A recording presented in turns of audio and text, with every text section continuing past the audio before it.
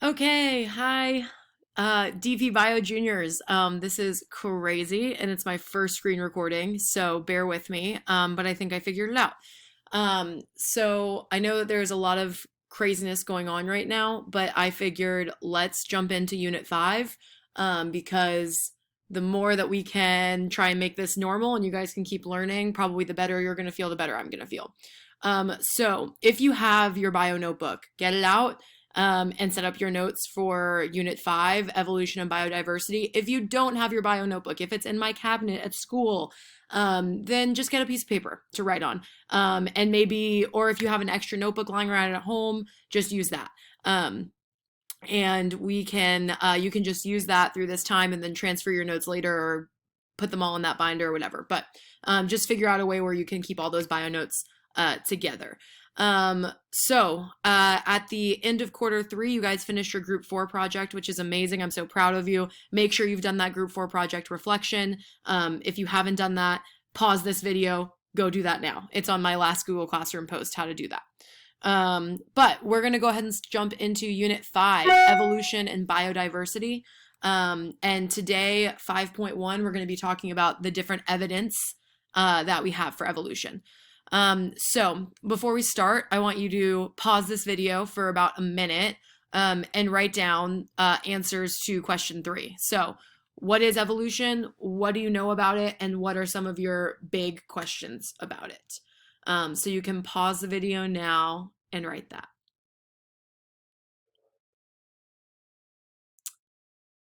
Okay, and you're back.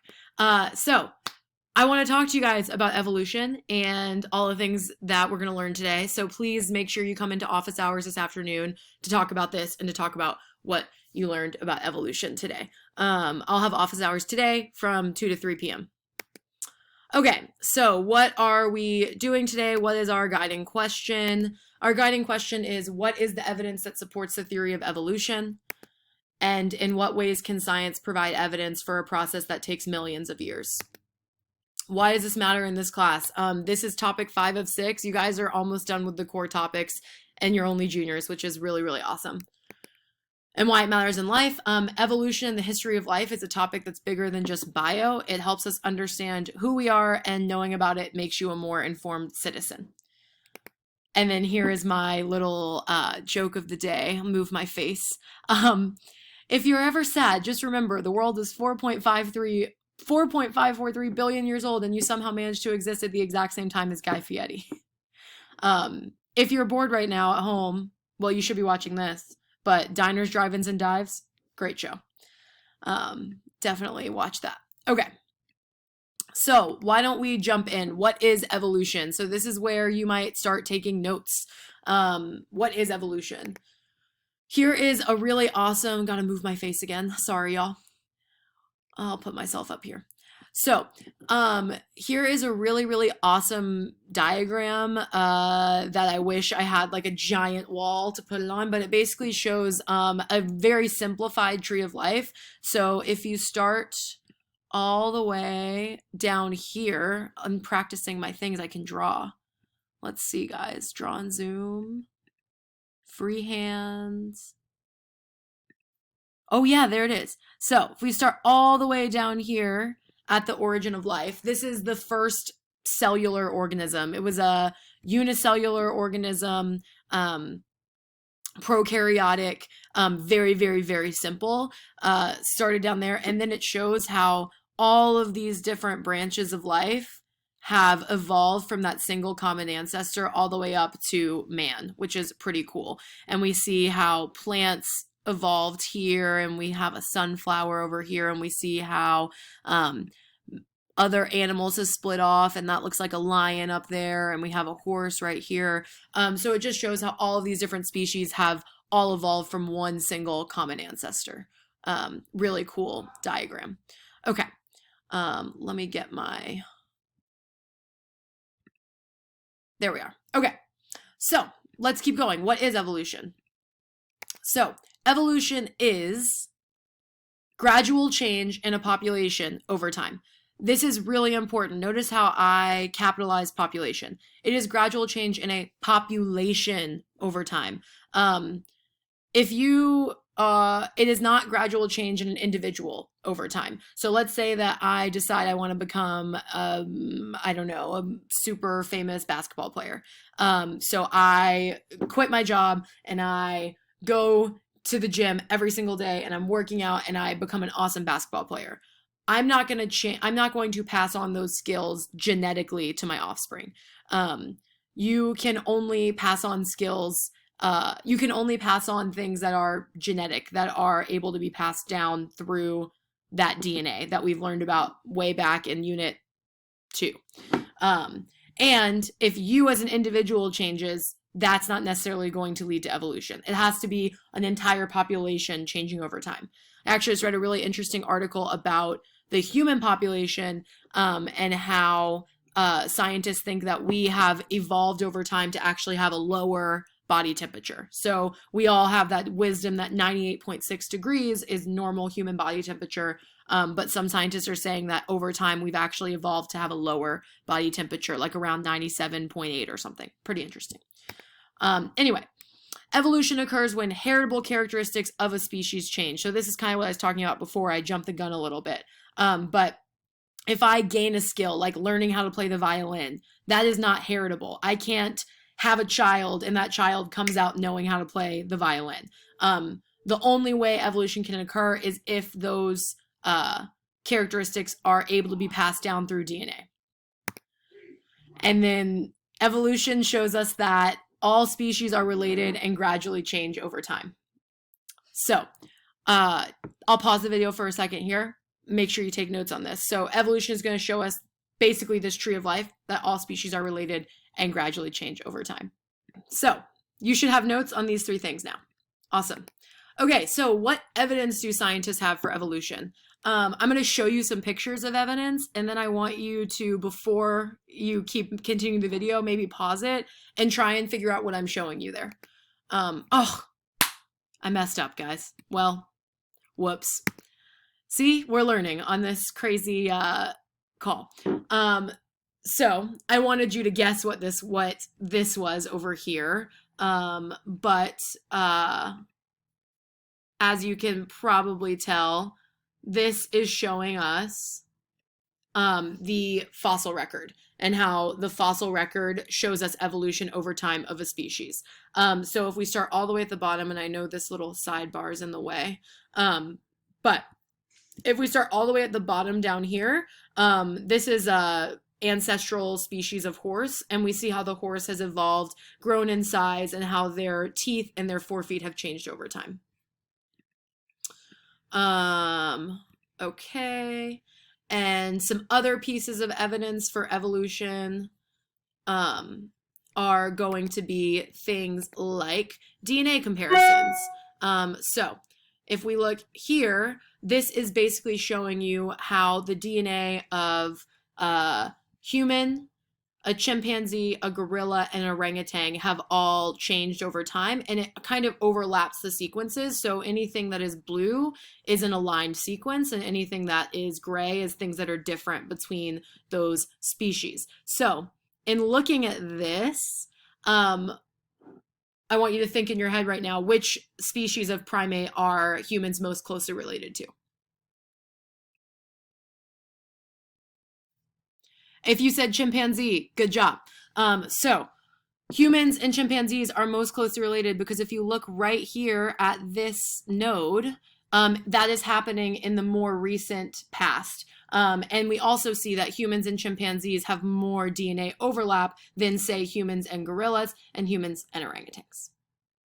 So some other pieces that we have, instead of just fossil records and DNA comparisons, we can also look at things like biogeography. What is geography? And what does bio mean? So you can probably figure it out. Biogeography is where different species evolved, where we lived. And if 2 species live close together, it's likely they have a common ancestor. We can also look at comparative anatomy, which we're going to look at next, which is basically looking at the hand of us and the hand of a chimpanzee and seeing how they relate.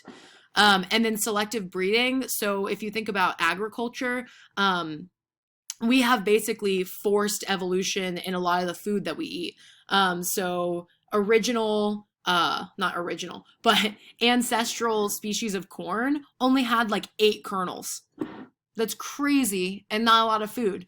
And so over history, farmers have basically taken, okay, oh, this species of corn only had 8 kernels, but it randomly had a mutation where this corn had 11 kernels, and then they continually breed them with different species that have more kernels, and now we have corn that has hundreds of kernels on one ear of corn. So that is selective breeding, and that's how we can see evolution over time. Okay, this is comparative anatomy. So before I show you what I want to show you here, just look at these different bones. So we have a human, a horse, a cat, a bat, a bird, and a whale. So if we look at all of these different bones, what do you notice? I'll give you a second to look and see what you notice.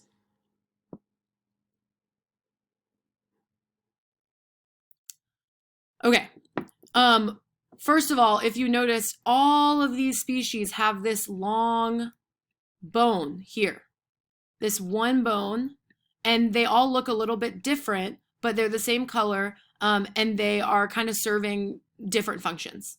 And then if we look again, we all have 2 bones here. 1, 2, 2 bones, and this bone has changed a little bit. Oh, that's not the right bone that I was talking about. Whoops. The second bone for the horse is actually behind. 2 bones here, 2 bones also behind, 2 bones, and then 2 bones, right? Then we have these mini bones here, mini bones, mini bones, mini bones, mini bones, mini bones. And then we have fingers, phalanges, okay? Look at the horse phalanges. They've actually stacked on top of each other. And then the cat phalanges, the bat phalanges, the bird phalanges, and the whale phalanges. So phalanges is fingers. So all of these are showing us similar structures, but think about what a human uses their arm for. Right, like we kind of use it to move, to pick things up. A horse, what does a horse use their arm for? Trotting, walking. A cat, walking. What does a bat use their arm for? A bird. A bat and a bird are using them to fly, and a whale is using it to swim. So we're all using these structures for completely different functions. However, the structure that we actually see is extremely similar. So what we call this is, these are homologous structures. This is an example of comparative anatomy because we're comparing the anatomy of different animals. This is basically structurally similar organs or skeletal elements that suggest a common ancestor. Homologous structures do not need to have the same function. They just have the same or similar structure. So if you look at all of these forearm limbs, basically we see similar structures, different functions, but these similar structures tell us that we all came from a single common ancestor. So I'll give you a minute to write that. Okay, and our last slide of notes. So here is some information about human evolution. So moving my face up here, sorry y'all. Human evolution. So the first hominid or human-like primate began walking on legs about 4 million years ago. There's a funny, I guess. Yeah, there's an interesting test that anthropologists use, and they call it like the subway test. So the subway test meaning if this primate was sitting on a subway with you or a bus with you, would you give them a second look and be like, is that a human or what is that? The first hominid primate, this animal that first started walking on 2 legs 4 million years ago, you would totally give them a second look. You'd be like, that is not a human. I don't know who that is. That's scary. They would not pass the subway test. Neither would the hominid ancestors from 2 million years ago. 2 million years ago, they started making and using tools, but you still would give them a second look. You would be like, that does not look like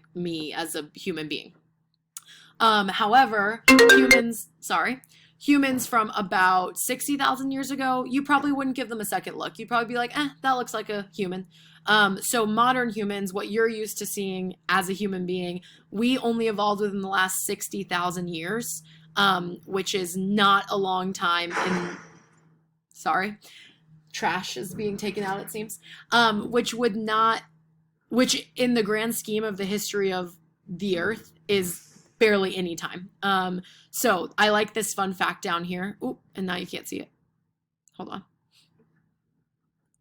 But if we take all of the history of Earth, which is 4.6 billion years old, and we condensed it into 24 hours on the clock to make it more manageable for our brains, this means that modern humans, as we know, would not evolve until 11:59 over here. 11:59 p.m. So we would not evolve until 1 second till midnight, which is pretty crazy, especially when you think about how short of a time we've been here and how much we've changed and potentially damaged the planet. So definitely puts things in perspective. Okay, so now we're going to do a little bit of activity. After I finish giving instructions, you can pause the video. So it was a group inquiry activity, but now it'll be an individual inquiry activity, and that's okay. Or you can watch this with your friends. So this graph, if you remember, is called a cladogram, and it basically just shows how things are related. So if something split off a really, really long time ago, so way back here in the past, that means it's going to be least related to whatever is all the way up here. And then if something split off more recently, then like up here, then that means that these two fossils are going to be way more related. So let me draw on this because it actually will help a little bit. So this direction is time. Ooh, it's hard to write on this, y'all. Time. So if, I know you can't really see it right here, but right here is where this fossil X and fossil Y split, meaning that this fossil and this fossil are going to be least related. But as we go forward in time, here is where fossil Z and fossil Y split. So this means that these two are going to be more related. If you're struggling with that concept, then definitely pop into office hours and I can try and help you with it. But basically what you're going to do is you're going to pause this video, and on Google Classroom, I posted a document that's called Human Evolution Skull Activity.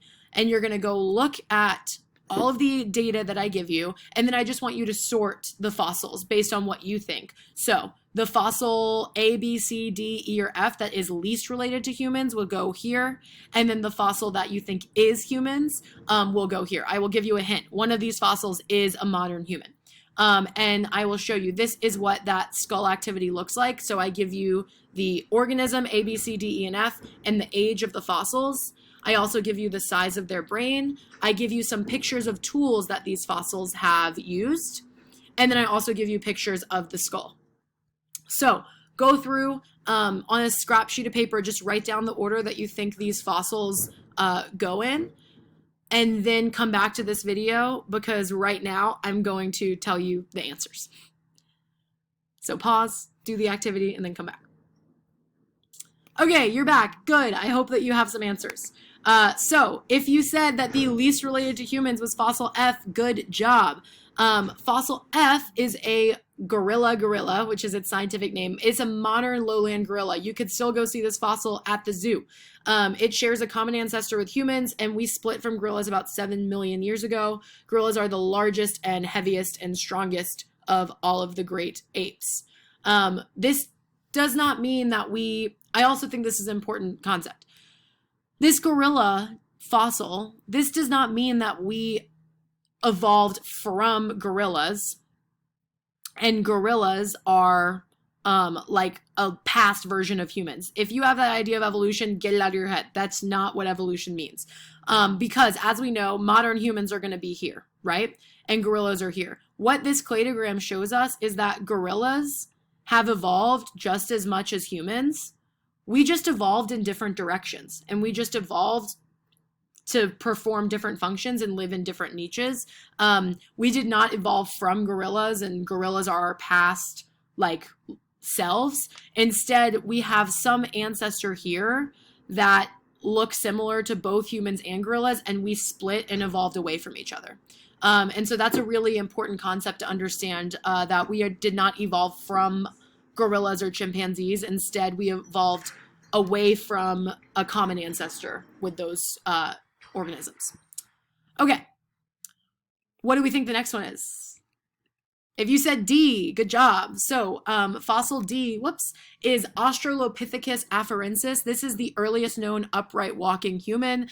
Lived in Eastern Africa from about 3 to 4 million years ago. Had the same brain size as a chimpanzee. This is that subway test I was talking about. It walked on 2 legs, but if you saw that on a subway, you would definitely be like, what is that thing? This species is extinct, does not live anymore. This is a scientific reconstruction of what we think it might have looked like based on the fossil data that we have and the DNA data that we have. Next one, fossil A. This is Homo habilis. This means tool man. This is the earliest known pre-human fossil to use tools. It lived about 2 million years ago in Eastern Africa. This species is also extinct. Homo habilis is the first one to use tools. So if we go back and look at the data that I gave you, A is the first fossil to use tools, and look at A's tools compared to, say, B's, C's, and D's tools. Much more primitive, much less advanced. So that should have been a good hint for you. Next, fossil E, Homo erectus. This name means upright man. This fossil lived in Eastern Africa about 1.5 million years ago. This fossil walked upright, used complex, sharp tools, and it eventually spread as far east as Indonesia. This fossil is also extinct. Now, last but not least, hopefully you guys figured out who the modern human was. The closest related to us is fossil B. This is Homo neanderthalensis, also known, as you guys might know them, Neanderthals. So Neanderthals lived in Europe from 600,000 years ago to 30,000 years ago. And if you've been listening carefully, you know that modern humans actually evolved 60,000 years ago. So that means that Neanderthals and modern humans were living at the same time. So we lived at the same time as Neanderthals. There is evidence that humans actually mated with Neanderthals, and that we lived with them, but we also competed against them. They were shorter and stockier than modern humans. They had a larger brain than us, but we actually ended up competing against them for resources and out-competing them. And a lot of scientists think that modern humans are the reason that Neanderthals went extinct, because we outcompeted them for resources, and eventually they went extinct because we were using all their resources. Okay, and last but not least, hopefully you got this right, but fossil C is Homo sapiens. So fossil C is the modern human fossil. This name, Homo sapiens, means wise man. We appeared in Eastern Africa about 100,000 years ago, and we outcompeted other humans and are now found all over the world. We had a larger brain and slender build compared to most other human species. So hopefully that activity was a little bit fun and got to use your brains a little bit. Okay, so the last thing I want you to do today, this is kind of like your independent practice. You're going to not even pause my video. You can end my video. This is the end, essentially. But you're going to go on Google Classroom and you're going to watch this video that's posted. It is such a good video about evolution. It's about 10 minutes long, I think. Yeah, 10 minutes long. Super great, super well made and interesting. And as you watch this video, I want you to answer the questions on the worksheet that I also linked. You can just answer them on a blank sheet of paper. If you have a printer at home, you're welcome to print this out and write on it, but it's really not a big deal. You can just answer it on a blank sheet of paper, or you can type in answers if that's easier for you. But watch this video, answer those questions, and then you have learned 5.1, the evidence for evolution, which is pretty awesome. Here are what those questions look like. So some of the questions you can answer already. You already have a textbook definition for evolution, so you can already write that down. And some of them you're going to get through the video. So, I hope that you guys enjoyed this. I hope that it was nice to be able to learn something today. Please pop into office hours. I'll have them today from 2 to 3 p.m. and we can talk more about evolution. But I look forward to seeing you guys later today. Have a good day, y'all. Make today awesome.